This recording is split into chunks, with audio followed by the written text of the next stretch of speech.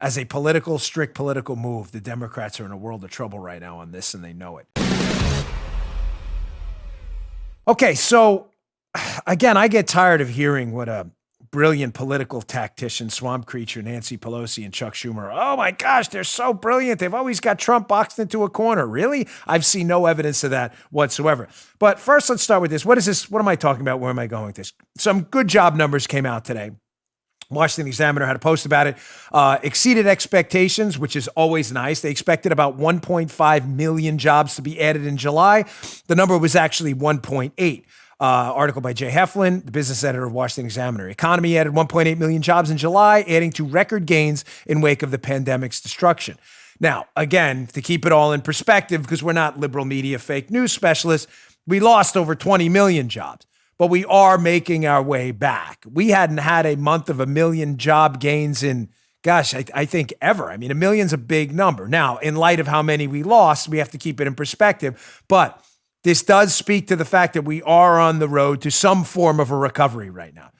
The damage is severe. Nobody should doubt that. I'm not trying to downplay it, but clearly President Trump's focus on tax cuts and this lightened regulatory red tape burden has led to a runway, at least, where the economic plane can start to take off as the damage from the plague starts to settle. Okay? Having said that, so right before I came on the air, this always happens to me. I have the show set up. I'm locked in. Paula's like, Dan, can you give me the rundown? Everything's all set. And I read something right before I came on the air. I sent it to Paula 5 minutes before we get started. It's a great article. Red State. Be in the show notes. I encourage you to read it. Please subscribe to my show notes. It's our newsletter. It's the same thing. I use the terms interchangeably. Go to Bongino.com/newsletter. I will send you these articles every day in an email. We won't spam your inbox. This is a good one. It's by Mike Ford at Red State. Opinion. Trump sets a trap for Pelosi and Schumer. I have been thinking about this for a couple of days. I hate when people say it because but Ford said it because then it looks like I'm trying to scoop this guy. Like Mike Ford said it, but I've been thinking about it, sir. That's not what I'm saying. I'm not sure. He writes it better than I did. So read the piece. But the gist of his piece is this, and it's been on my mind for a while. So President Trump, here's the trap. Obviously, we have a lot of economic dislocation. That's an understatement. People are really suffering right now. Millions of jobs have been lost. The entertainment industry has been wiped out. The restaurant industry is struggling. But people are starting to figure it out what this new business model in the Corona era is going to look like. They're starting to figure it out. Is it going to be curbside delivery, more takeout, socially distanced tables, movie theaters with partitions? People are starting to figure it out. The U.S. entrepreneurs will. They're not going to go bankrupt. We have hardworking people. So what's happening here is as the stimulus money through the CARES Act, that extended unemployment benefit that was passed by the federal government, as that wanes and stops, we all know the endpoint's coming soon. There's a debate in Congress over what the amount of a new stimulus, government stimulus, and I dispute that term, but for the sake of everybody understanding what I'm talking about, there's a debate over the level of government intervention and the amount of government spending in a new stimulus. Everybody dig? And one of the debates is over the amount of unemployment insurance we should pay to people who are unemployed. We obviously shouldn't pay people more than they made in their jobs, or else you're going to disincentivize them to go back to work.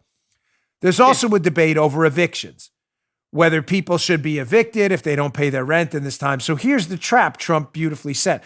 He is now threatening Pelosi and the Democrats with an executive order that would put a halt to evictions if you don't pay your rent and would move around some money in the federal government to extend these unemployment benefits even when the CARES Act expires. Let me be crystal clear, because I'm not a hypocrite on government spending or executive orders. I'm not suggesting he can even do this, but he might. So you're like, well, what's the trap? Again, I'm not debating whether it's good or bad right now. I'm just debating the political mechanics. Think about this, Joseph. And if I don't explain this well, please stop me mid-sentence. So let's say President Trump does an executive order and says, because Congress and Nancy Pelosi want a huge stimulus package we can't afford, the Republicans up on the Hill say, we're not going to spend $3 trillion. We'll maybe go for $500 billion, but we're not doing all that. So Trump comes in and says, screw all you guys and ladies over there squabbling. I'm just going to do it via executive order. He probably can't. So what happens, Joe? Well, Pelosi will probably, What, have to take him to court? Which would lead to some pretty crappy optics for Pelosi, wouldn't it? Ooh. Again, not benefiting the pros and cons of the policy. I've already done shows on that. I don't think these extended unemployment benefits at the level we pay them now are a good idea. I don't.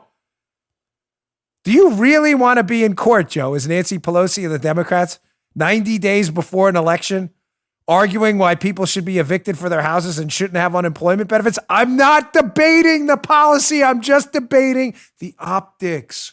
Oh, looks bad. Looks real bad. Looks horrendous. You want to be in court every day? And then, even if you win, I'm trying to imagine the optics here. So Nancy Pelosi comes out of court. We did it. Remember Dora the Explorer? We did it. Yay. Lo hicimos. We did it. I mean, you really want to be celebrating on the steps of the Supreme Court or whatever, an appellate court in D.C., that we shut you down. We shut you down, Mr. President. Evict all those people. No more unemployment benefits. Listen, again, I think Trump is a smarter political tactician than people give him credit for. He probably understands he can't do this executive order. Spending packages have to come from the legislative branch. All of those bills originate in the House of Representatives. The president can move some money around, but he's very limited. As for an order on evictions, I don't know. No one's sure that'll pass muster. But that's not the point. The political point is, what are the Democrats going to do? And Mike Ford brilliantly writes this up in this piece at Red State. I encourage you to read that. They have no options. Well, it's going to take him to court. We're going to throw you out of your house, damn it. Get out tomorrow. Lo hicimos, we did it. It'd be like a new Dora Explorer episode. She could have backpack and everything with her. And Boots, remember Boots? A lot of you parents watched Dora growing up. I did. I think I've seen every episode. Sorry, I'm laughing at my own terrible joke. Does that make sense, Joe? Paula? Oh, yeah. You get Big it? Time. Brilliant move by Trump, politically speaking. I don't like these usurpations of power. I just want to be clear on that. I'm principled on these issues, but as a strict political move, the Democrats are in a world of trouble right now on this, and they know it. Of course, the Republicans, I don't know in the House if they'll do anything. We got a few people, but other than that, remember the golden rule. Most Republicans on Capitol Hill are really Democrats, but no Democrats on Capitol Hill are really Republicans. That's why I have no faith that they'll stop this economic apocalypse we're looking at. You just heard Dan Bongino.